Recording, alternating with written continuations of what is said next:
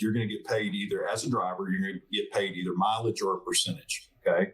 So a fixed amount per mile that you drive, or a percentage of the line haul revenue that you're moving. Okay.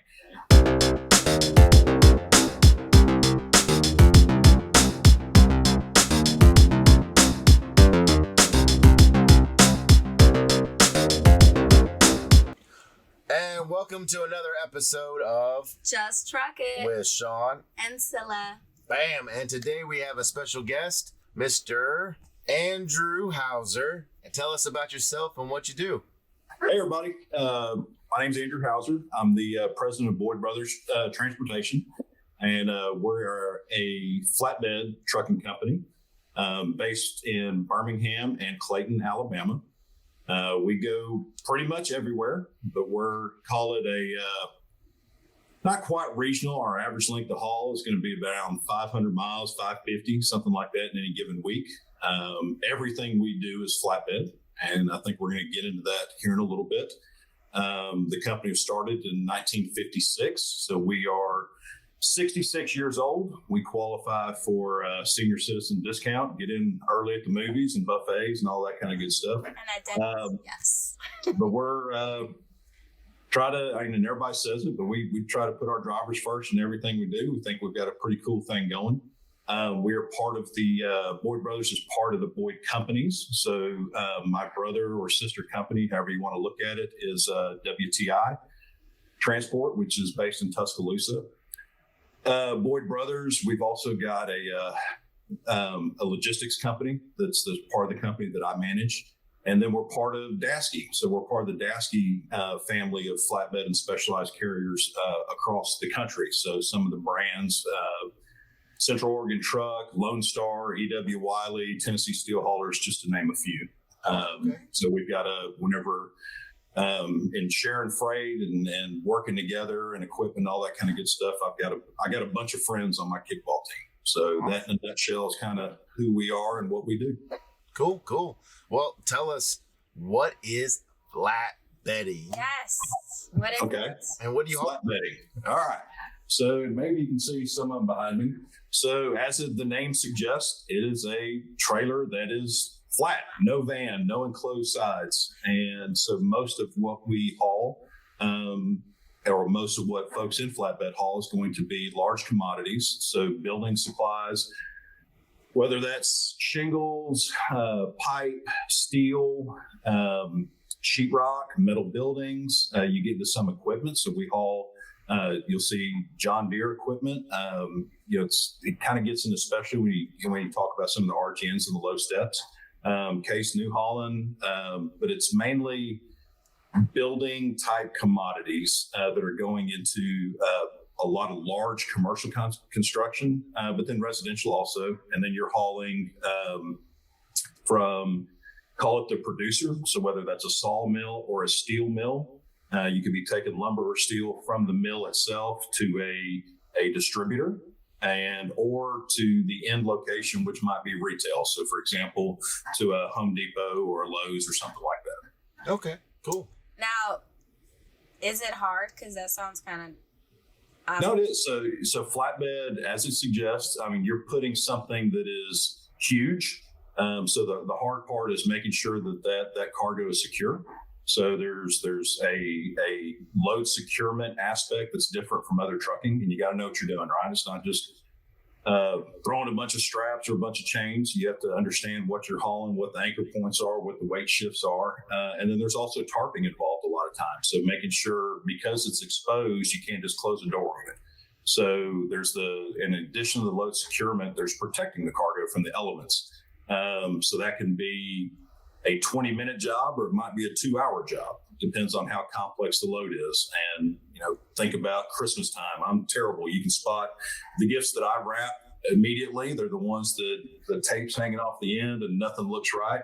So you start with the tarp, and you gotta button it up, as we say, and make sure that it's nice and neat.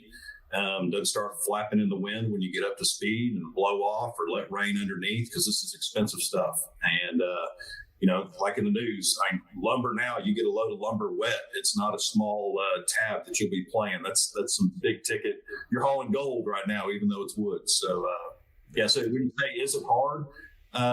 It's not as simple as hooking up and going and closing a door. And not to suggest that that's overly simple. I'm not trying to diminish that part of truck driving, but it is much more involved from a driver standpoint on the physical labor you have to do before you actually start rolling under load. Awesome. All I think of every time someone explains it is like Final Destination guy, the one. Sure. Yeah. Well, obviously. Like, how did he mess up? Because wasn't good proper load securement, right? Yeah. He didn't get trained by Andrew over there at Boyd on how to secure that load. No, they did not. Apparently not, and I get scared every single time. But I know a Boyd brother driver, I might not be as scared to drive behind them. No, you'll be good behind us, and it's a lot. There's a lot that goes into it. I mean, it's not just the safety of the driver, but those around, right? And you see these terrible videos of loads coming off a trailer, or even a load shift, and then it gets further complicated when you're in high winds or ice or rain. So that piece of it it's a very it takes some skill to not only secure it but also drive. Just shooting off the hip here. What load do you find to be the most difficult? Steel coils. So when you're talking, if you don't know and you see, this big 53-foot, 48-foot trailer going down the road, and it's got this one, looks like a steel donut right in the middle, and you go, man, that's a lot of wasted space on that trailer. Well, that thing is so heavy, and it's a wheel basically, right? So when you look at the cradle that they are usually sitting in, and when you look at all the chains, you go, my God, it looks like he used every chain binder and strap and everything that he's got. That's because you're trying to keep something that wants to roll and is incredibly heavy from moving from that one spot in the center of the trailer. And the folks driving around you don't understand. Man, when you all of a sudden jump in front of that big truck, he's got to be careful not to slam on the brakes and have that whole thing pull against it because it wants to move.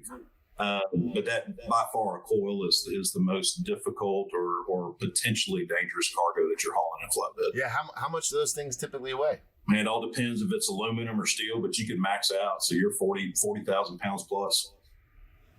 20 tons. Yeah. Of steel or metal just. See, wanting to move. Yeah. That's why you got to do proper load securement. Then you ain't got to worry about it. That's right. That's why we love truck drivers, but we're so scared of them. Yeah. It should be. You shouldn't be cutting them off. Yeah. It's true. I wonder who cuts truck drivers off. It definitely ain't me. I'm just kidding. Everybody. Who's not? It's everybody.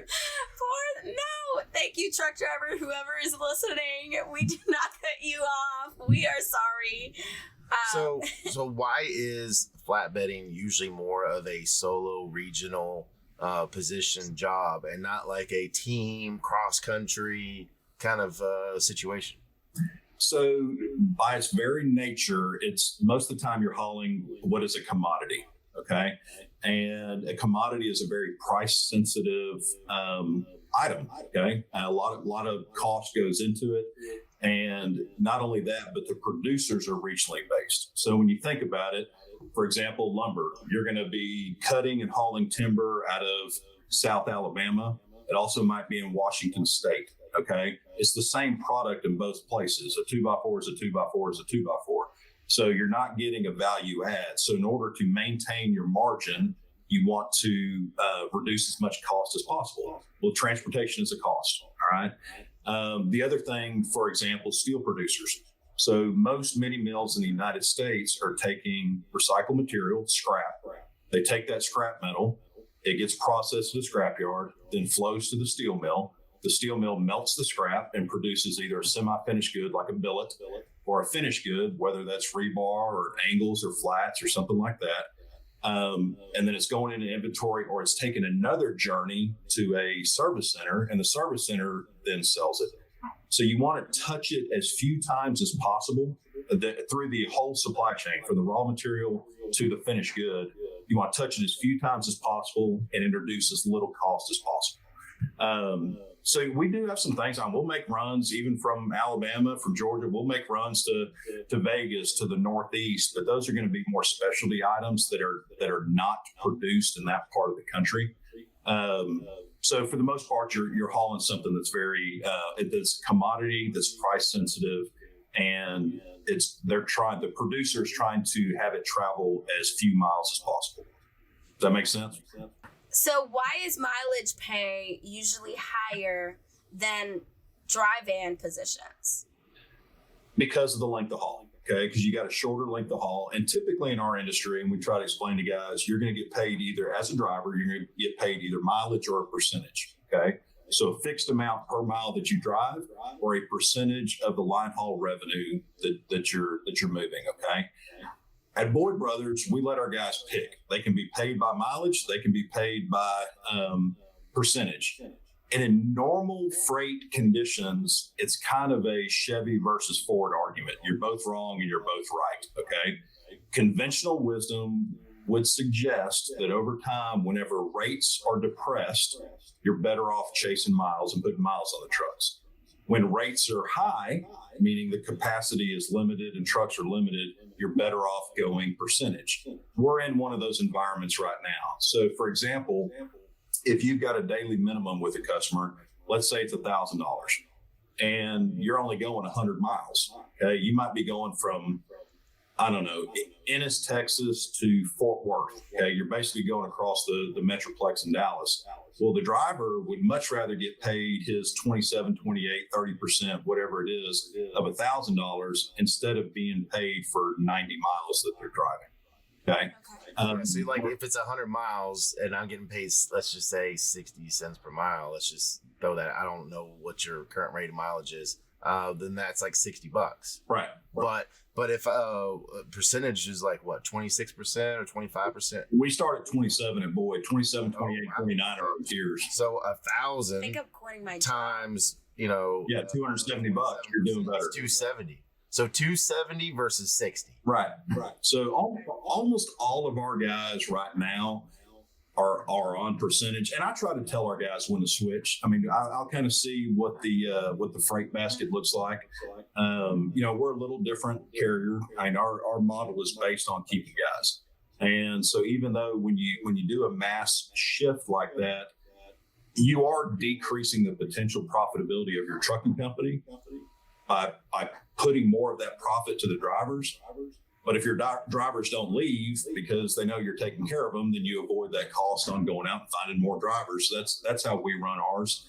So I kind of, it's everybody out of the pool. Time to switch from, most of our guys are on percentage, and I've told them I'll let you know whenever I think it and we run models and see, okay, how much would they have gotten paid if I had a time machine and went back to Monday and they were on percentage versus mileage. And whenever it across the board is more beneficial for them, we'll tell everybody to switch. At the end of the day, it's their choice.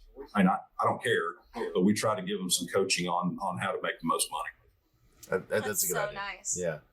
So nice. have you seen, by the way you bring up the culture, have you seen any, positivity in the sense of during this market right now, everybody, you see it all the time. Truck companies are saying highest pay increase ever because they're trying to get drivers and field trucks left and right. How are you doing? And tell us about that. All right, so I'm try not to brag, but we're really blessed with really great guys, and not just in the truck, but throughout the company. And about 3 years ago, we really started a big push. And I tell guys, I mean, they can drive for anybody. I mean, there's nobody, just driving over here back from lunch, the back of every single van, of every single truck says, we're hiring great drivers, or we're hiring this, call this number. So competition is fierce, but it's nothing new, man. I've been in supply chain, logistics, transportation for over 20 years. So I'm bringing up that there's a driver shortage is kind of like, why even talk about it anymore? It's here to stay for the most part. It's such a big issue. I look at it that the guys are finally getting paid what they're worth to do the job, honestly. And I think there's room to move up. And when you look at, what I tell our guys, the fact of the matter is when you're not at our terminal or at the house, your life sucks. And anybody that thinks that they're making too much money, or some guys that want to scrimp on the transportation costs, tell you what, this week, instead of going to your office, instead of being at the house, I want you to sleep in your car every night. I want you to go wait in line for a shower. I want you to fight for a parking spot. I want something governing every single thing you do and movement that you do in the truck. I'm going to video everything you do while you're in that car. And while you're trying to do your job, I'm going to have people whizzing by you on cell phones, cutting you off, doing other stuff. And by the way, just for kicks, let's throw in traffic, acts of God, weather, ice, and snow. Then you tell me if they're getting paid too much.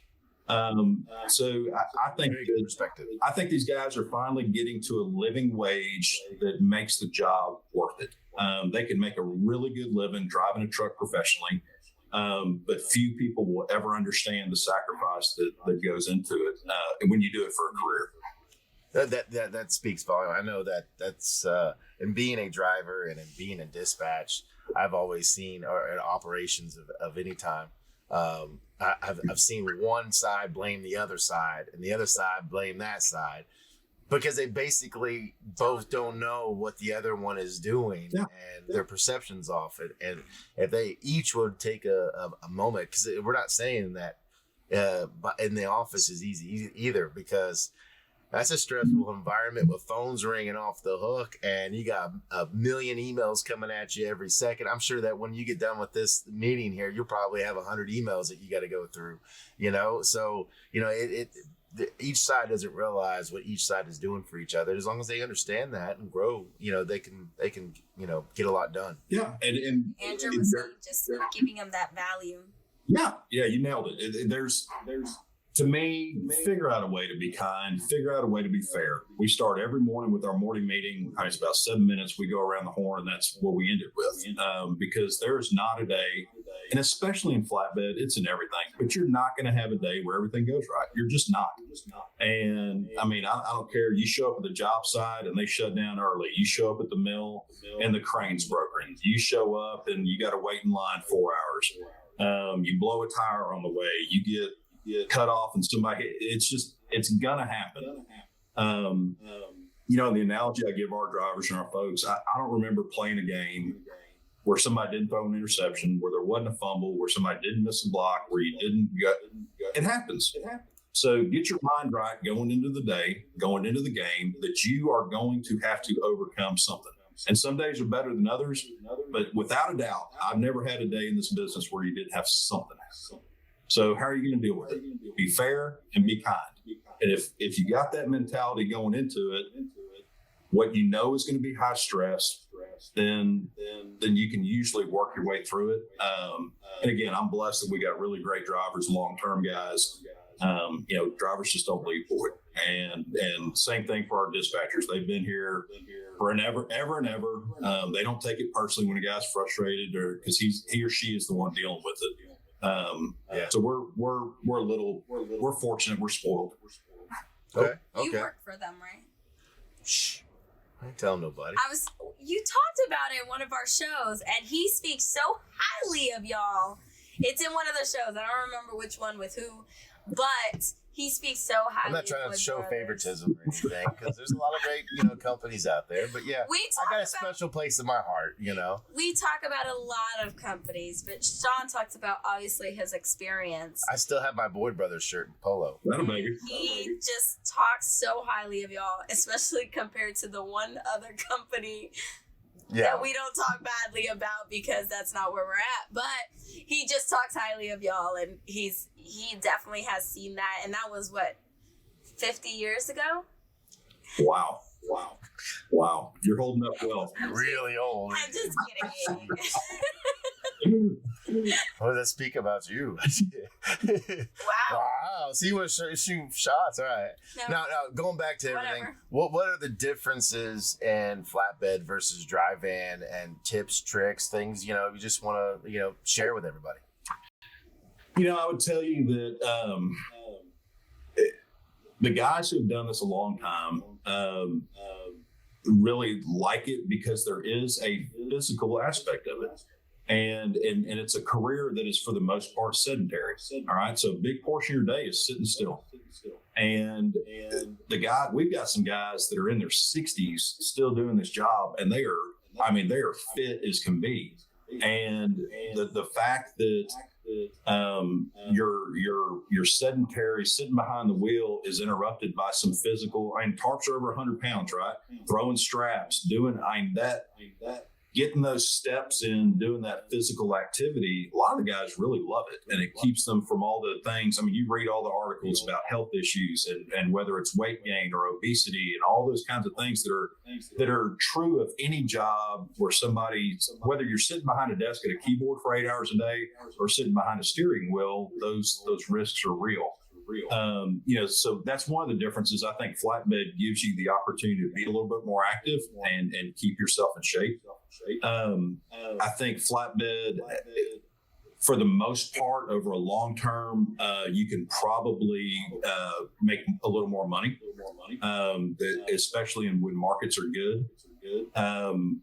I think that you're still going to have, depending on the company, your percentage of live load could be big or small, right? We're very blessed. We've been around 66 years.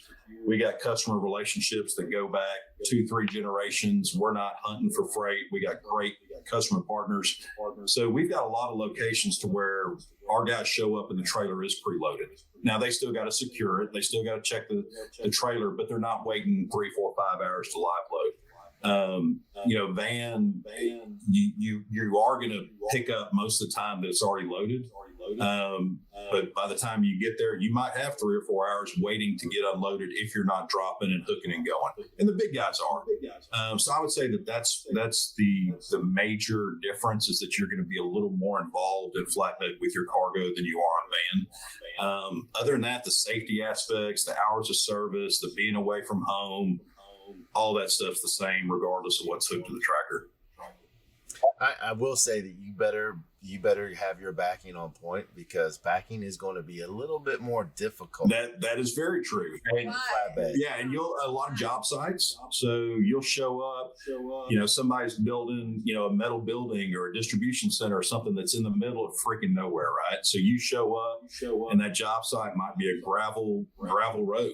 And to your point, and you can't see it out here, but we've got a place set up to where we try to make it as stressful as possible on the guys to back, as narrow as possible. Dumpsters, cones, cars, junk stuff, trying to thread the needle.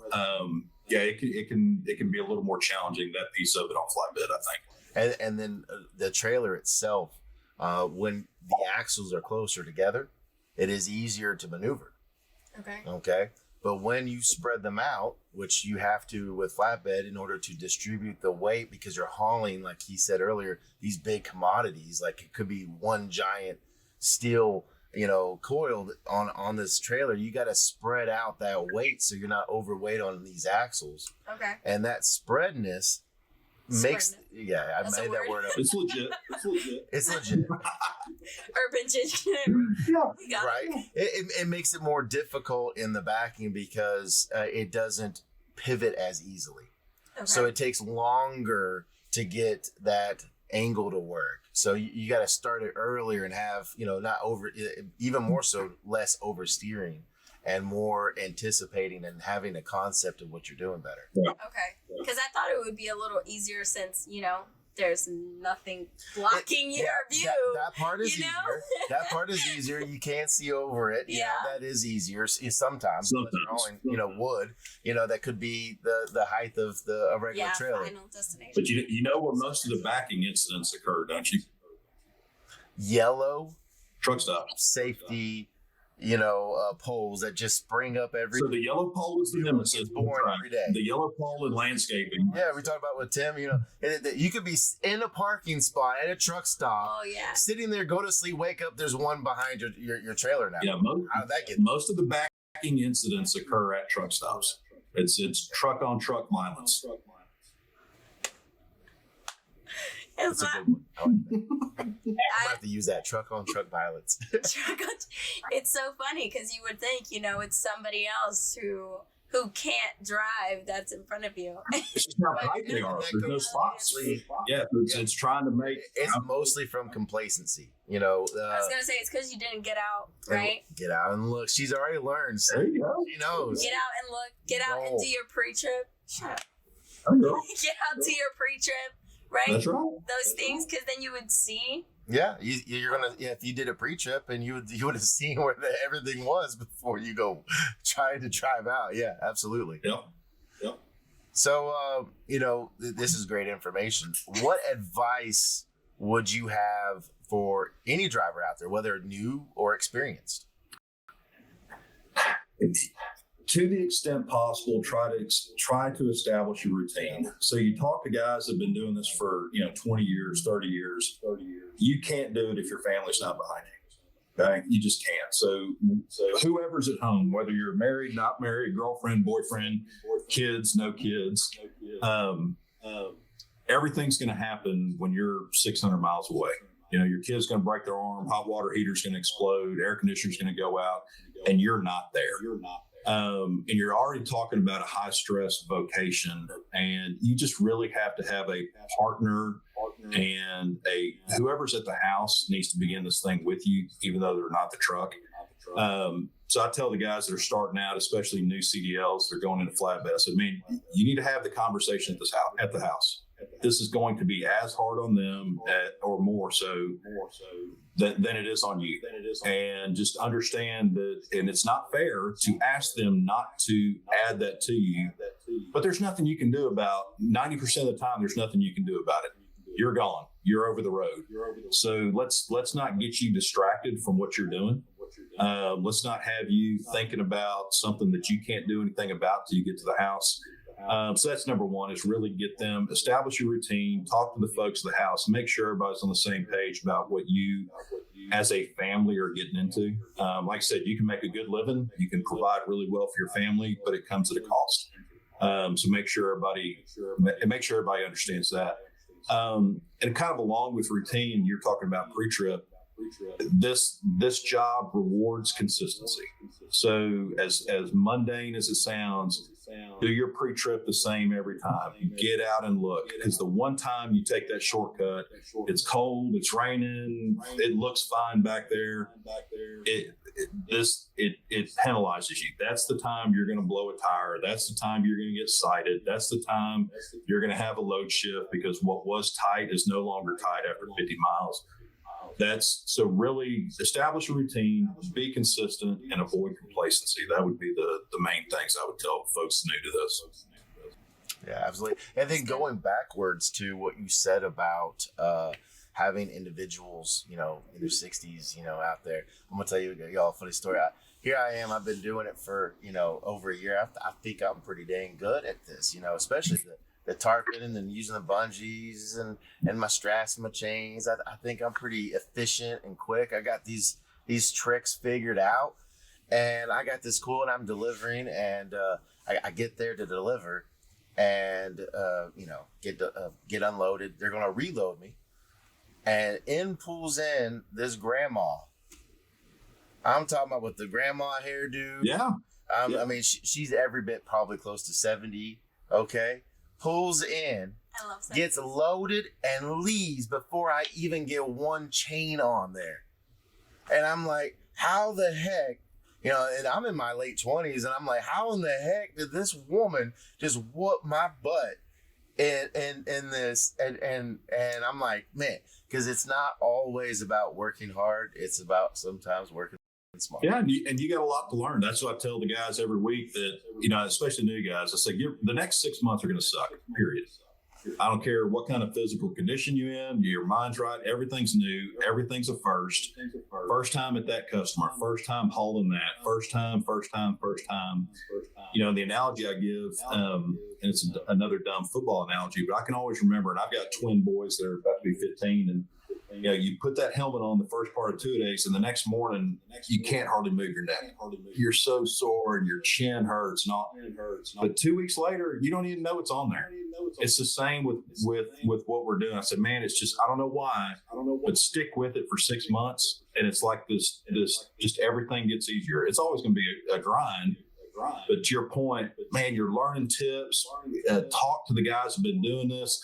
They probably got a tool or a technique or something that you can learn from to get you there faster. Yeah, we had a tarping bet one day. And I was sitting down in the lounge downstairs, and some of the young guys were mouthing one of the guys who's been here a while. And so I said, all right, $100, let's go outside on the clock right now. I think there's 7 or 8 guys. And I had some guys, in their 20s, and I had guys in their 50s, had 2 guys in their 60s.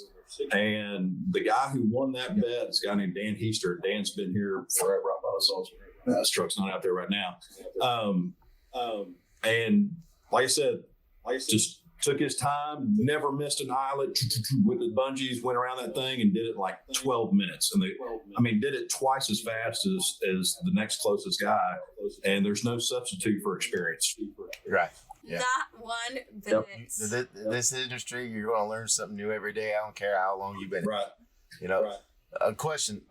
So since you're in Alabama, Auburn or Baylor? So I'm from Texas originally and went to Baylor. So it's not my fight, but that is the first question you get asked here. Yes. They figure out I'm just glad you didn't say any of those. That's right. So yeah, I had to abstain. I've been in Alabama for a while now, but it's as soon as you get out of the truck, they want to know which side you're declaring for.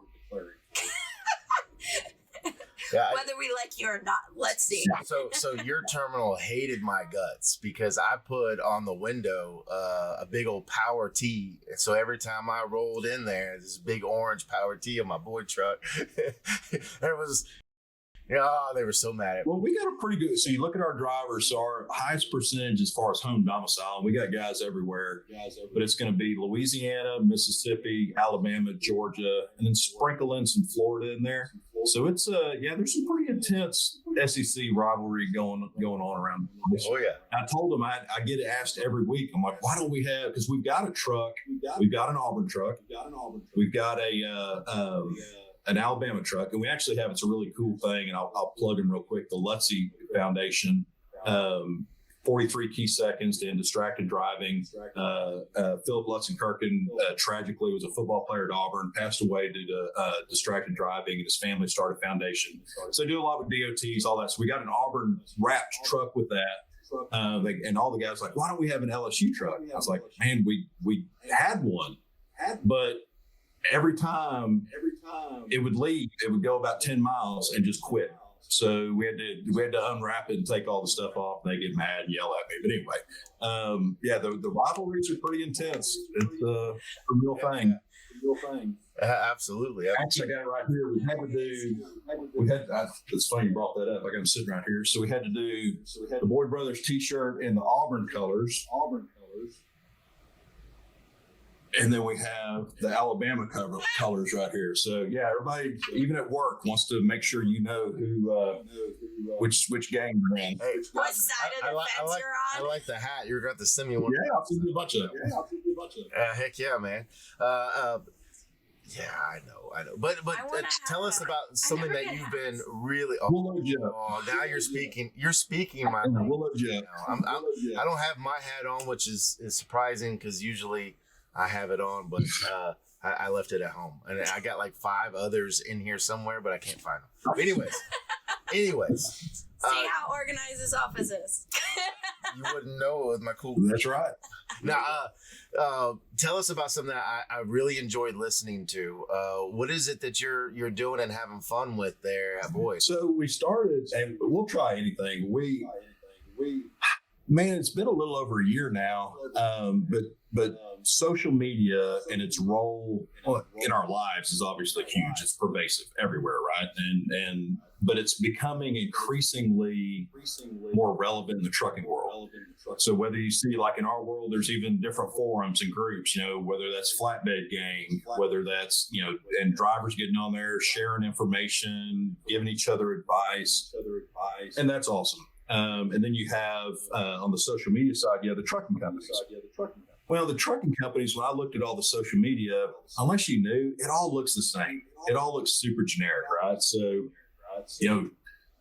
show us your picture of your truck. Okay. Well, we did that last Thursday. So what are we going to do this Thursday? Show us your tarp job. All right. Now what? Okay, we're out of ideas.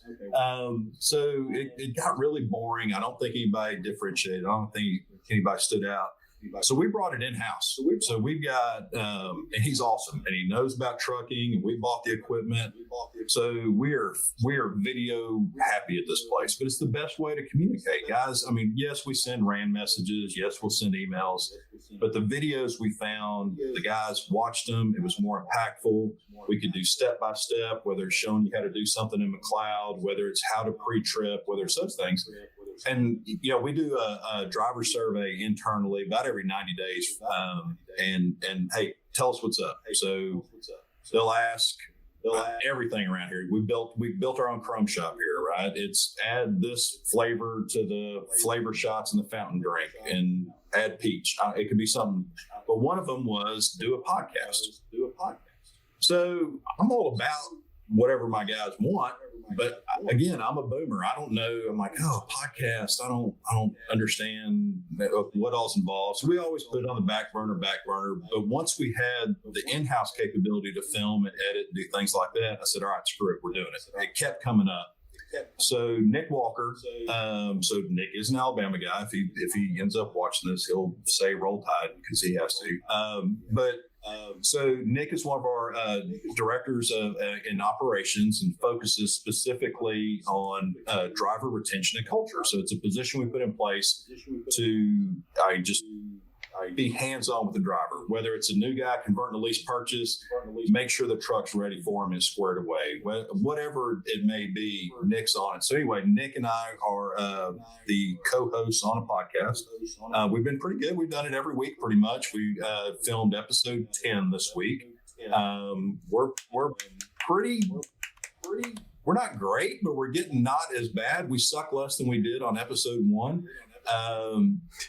Same here. Yeah. And so really what we're trying to do is have that be a resource. So whether it's a Boyd driver or somebody else whether they drive currently or aspiring to drive, let drivers come on the show and tell their story. So we've got folks who are new company drivers, folks who are long-term company drivers, folks who just paid off their trucks and became an owner-operator, somebody who just got out of orientation, somebody who just got a CDL, somebody who just got through training, and and tell them, this is not a Boyd commercial, right? Don't tell me what I want to hear.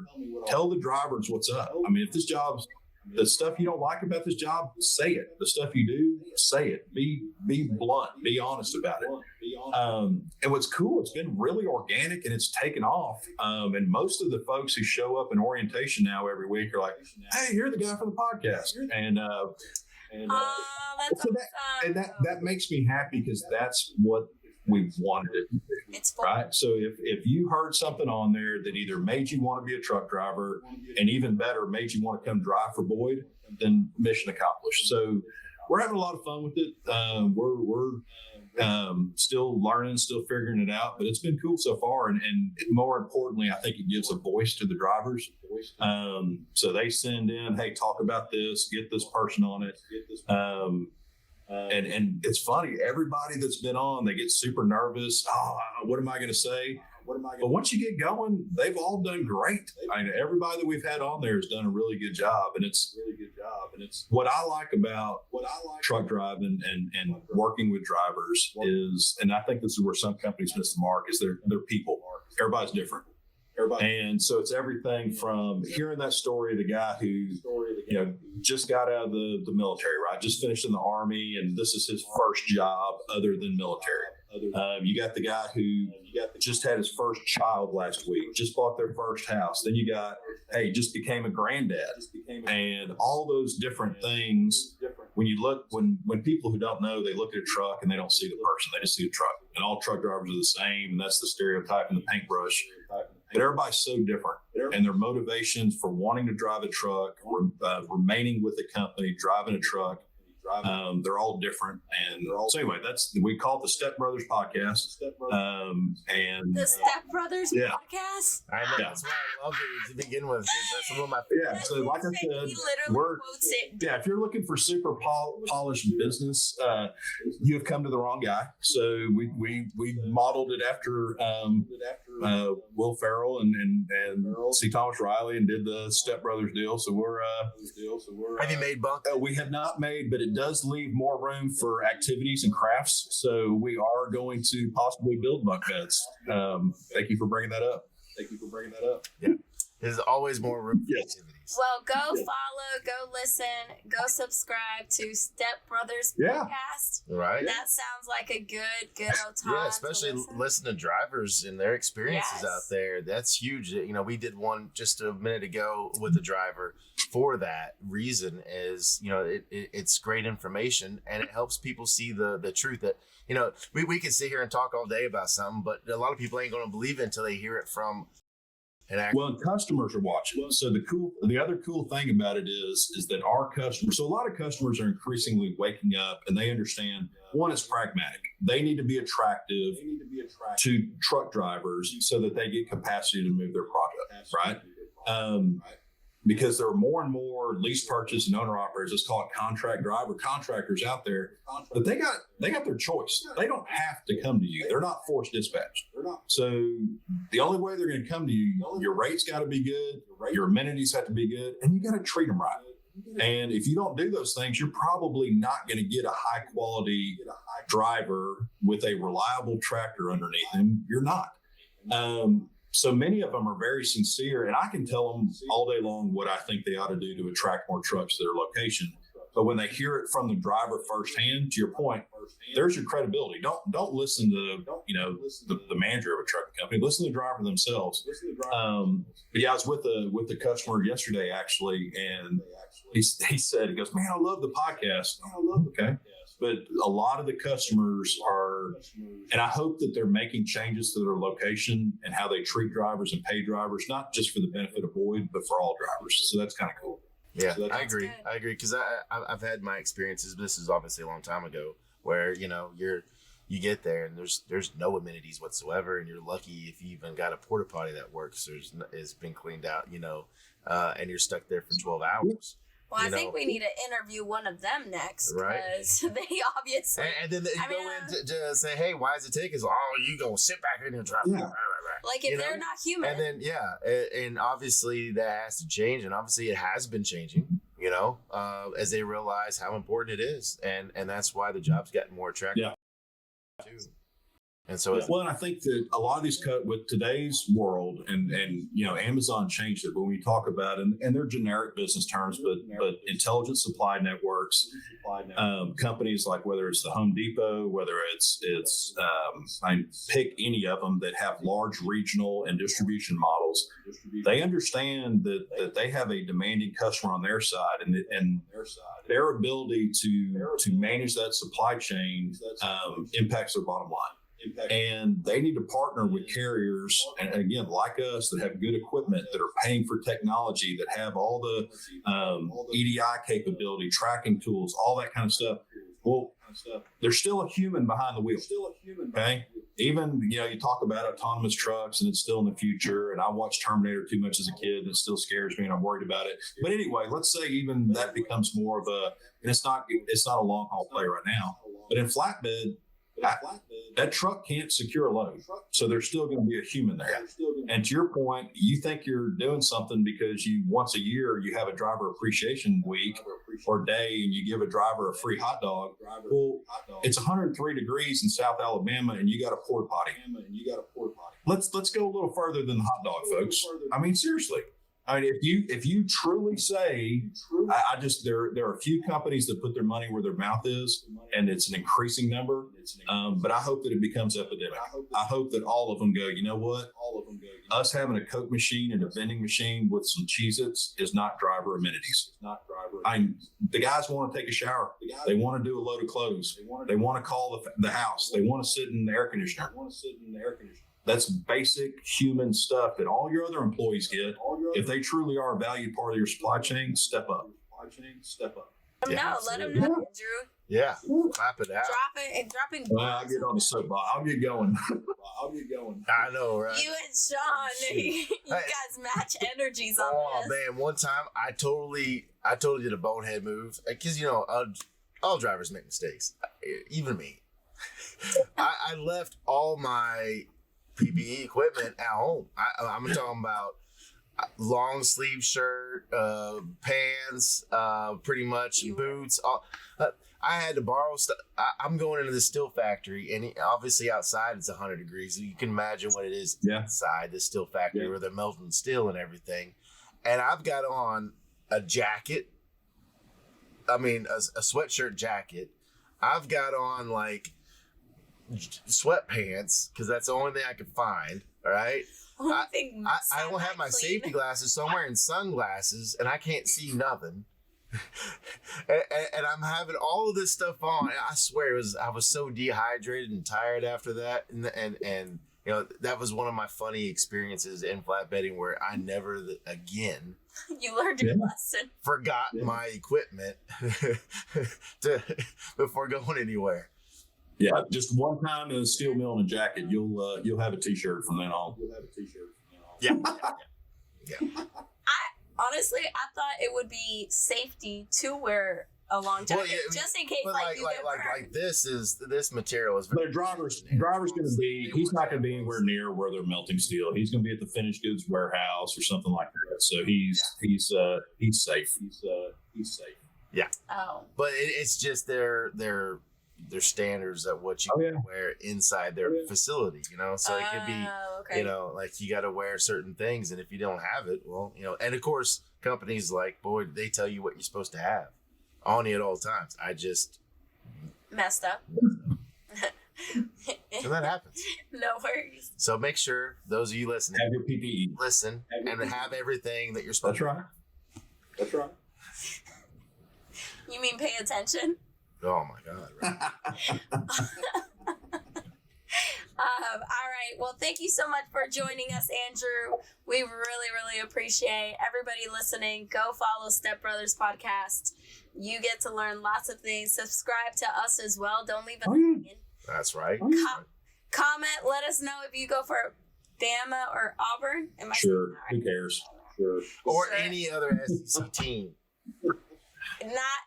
Not Tennessee, though. Oh, jeez. Anyways. You have. Hey, don't forget. Go Gators. This one. See, this one right here. Don't forget to. Subscribe, like, and comment. No. Oh. Just truck it. Oh, that. Yep. Thanks, y'all. This is great.